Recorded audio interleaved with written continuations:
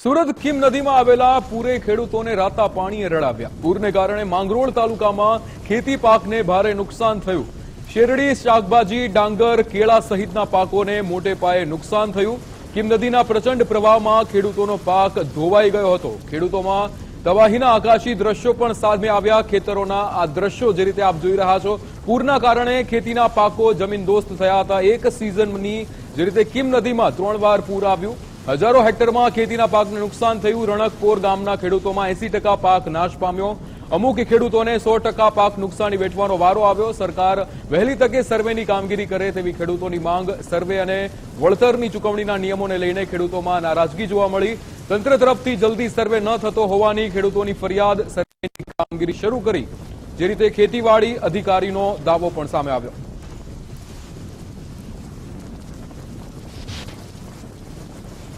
સુરત જિલ્લા સહિત ઉપરવાસમાં ધોધમાર વરસાદ વરસ્યો હતો, તેને કારણે ખીમ નદીમાં ઘોડાપૂર આવ્યું હતું। ત્યારે ખીમ નદીમાં આવેલા ઘોડાપૂરને કારણે સુરત જિલ્લાના અલગ અલગ વિસ્તારોમાં તારાજીના દ્રશ્યો સામે આવ્યા હતા।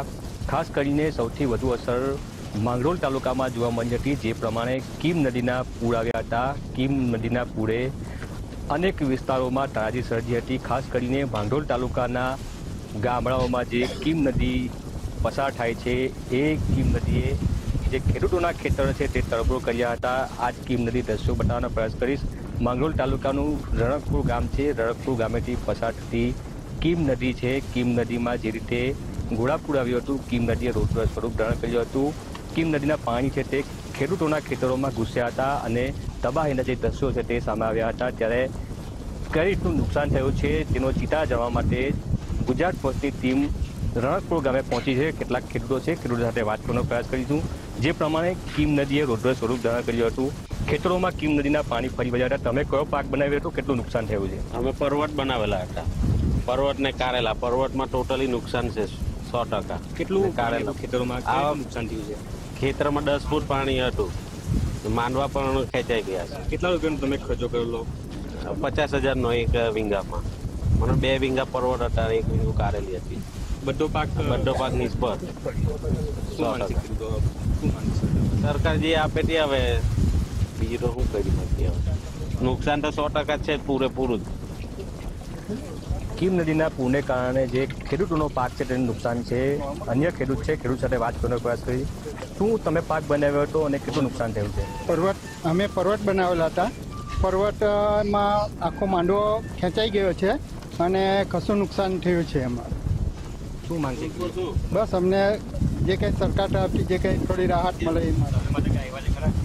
સર્વે માટે હજુ કોઈ આવ્યા નથી, આવવાની વાત કરે છે, ગામ સેવક આવવાના છે। ખાસ કરીને જે ખેડૂતોને મોટું નુકસાન થવા પામ્યું છે, તેના કારણે ખેડૂતો છે તે મુશ્કેલીમાં મુકાયા છે। શું તમે પાક બનાવ્યો હતો, જે રીતે ખીમ નદીનું પાણી આવ્યું હતું ખેતરોમાં, કેટલું નુકસાન થયું છે? બહુ નુકસાન થયું છે। પર્વતના બધા ડૂબી ગયા છે, માંડવા પડી ગયા છે ને બહુ નુકસાન થયું છે। કેટલા વીંગામાં બનાવેલો પાક તમે? 2 વીંગા બધો પાક નષ્ટ થઈ ગયો। કયા પાક અહીંયા બનાવવાના? પર્વત છે, ગલોડા છે, ભીંડા છે, કારેલી છે, બધા પાક નિષ્ફળ ગયા છે। બિલકુલ, ખાસ કરીને જે શાકભાજીનો જે પાક છે તે મુખ્યત્વે ગામમાં બનાવવામાં આવે છે। જે પ્રમાણે ખીમ નદીના પાણી આવ્યા હતા, તેને કારણે જે સંપૂર્ણ પાક છે તે નિષ્ફળ જે ગયો છે, તેને કારણે ખેડૂતો મુશ્કેલીમાં મુકાયા છે। જે તમે કયો પાક બનાવ્યો હતો અને જે ખીમ નદીના પાણી આવ્યા હતા, કેટલું નુકસાન થયું? અમારા પાકમાં શેરડી, દૂધી, ગલકા બધું બનાવેલું હતું। તે પ્લસ એગ્રીકલ્ચરની જે ખેતરની પાણીની લાઈન આવે છે તે લાઈન પૂરેપૂરી પડી ગયેલી છે બધી બાજુ, ને લાઇટ એગ્રીકલ્ચરની લાઇટ લગભગ દિવાળી આવે ત્યાં લગીમાં પણ કામ એનું થઈ શકે એવું નથી, ને ચોમાસા પછી ખેડૂતને પાછી પાણીની જરૂર પડે, તે માટે પાણીની સુવિધા વહેલી થાય એ માટે સરકાર પ્રયત્ન કરે એ સારું કહેવાય। અમારા માટે અમારી માંગે છે। નુકસાન થયું છે, શું આશા રાખો સરકાર પાસેથી? કે હજુ કોઈ સર્વે કરવામાં નથી આવ્યું, કોઈ જોવા માટે પણ આવ્યું નથી, પણ આવે અને વહેલું એનું નિરાકરણ લાવે એવી અમારી સરકાર પાસે આશા છે। બિલકુલ, ખીમ નદીના હાલ તો પાણી ઉછળી ગયા છે, પરંતુ જે ખેડૂતોની મુશ્કેલી છે તે ઓછી નથી થઈ। જે પ્રમાણે ખીમ નદીમાં ઘોડાપૂર આવ્યું હતું, તેને જ કારણે જે ખેડૂતોના ખેતરોમાં ખીમ નદીના પાણી ફરી વળ્યા હતા, તેને કારણે ખેડૂતોના હજારો હેક્ટર પાકમાં નુકસાન થવા પામ્યું છે। ખેડૂતો માંગ કરી રહ્યા છે કે જે પ્રમાણે ખેડૂતોના પાકને નુકસાન થયું છે તેનું સર્વે કરવામાં આવે અને તેમને જે યોગ્ય વળતર છે તે ખેડૂતોને તંત્ર દ્વારા આપવામાં આવે. ઉદય જાદવ, ગુજરાત ફર્સ્ટ, સુરત. અત્યારે સપ્ટેમ્બર મહિનાની અંદર કીમ નદીની અંદર ભારે પૂર આવવાના કારણે માંગરોળ તાલુકાની અંદર નદી કાંઠાના અને અન્ય વિસ્તારના ગામોની અંદર ખેતીલાયક અને બાગાયતી પાકોની અંદર જે નુકસાન થયેલ છે એ નુકસાનનો સર્વે કરવા માટે તાલુકા કક્ષાએ તમામ ગ્રામસેવકોને સૂચના આપી અને ટીમની રચના કરવામાં આવેલ છે અને દરેક ગ્રામસેવક પોતાના સેજામાં આવતા કાર્યક્ષેત્રના ગામોમાં સર્વેની કામગીરી હાથ ધરવામાં આવેલ છે.